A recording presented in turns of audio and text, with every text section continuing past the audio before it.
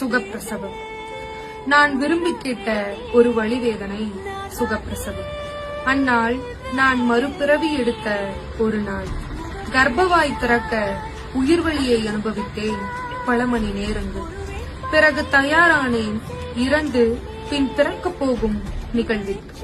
முதல் படியாய் இரத்தக்கட்டிகள் வெளியேறின. பின் வழியின் உச்சகட்டம் தீவிர வயிற்று வலி, தீவிர முதுகுவலி, தீவிரமாக பிறப்புறுப்புள் வலி. பனிக்குடம் உடைந்தது, முதுகெலும்புகள் விரிவடைந்தது. கருவறை வாசத்தை விட்டு வெளியுலகை காண குழந்தையின் தலை என் பிறப்புறுப்பை கிழித்தது 5 சென்டிமீட்டர் வரை. ரத்தமும் மலமும் சிறுநீரும் ஒன்றாய் வெளியேறியது படுக்கையிலேயே.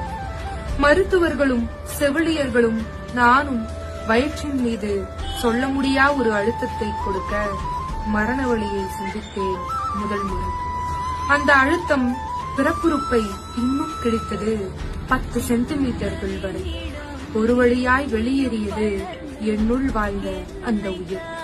சற்று நினைத்து பாருங்கள், 10 சென்டிமீட்டர் மட்டுமே திறக்கப்பட்ட பிறப்புறுப்பிலிருந்து 30 சென்டிமீட்டர் உள்ள குழந்தையின் தலை வெளியேறுவது.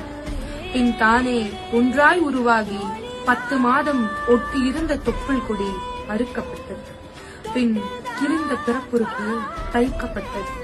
உயிர் பிழைப்பேனா என்ற கேள்வியுடன் நான் கடந்து வந்த அந்நாள் வாழ்வில் மறக்க முடியாத ஒரு நாள். பெயர் மட்டும்தான் சுகப்பிரசவம்.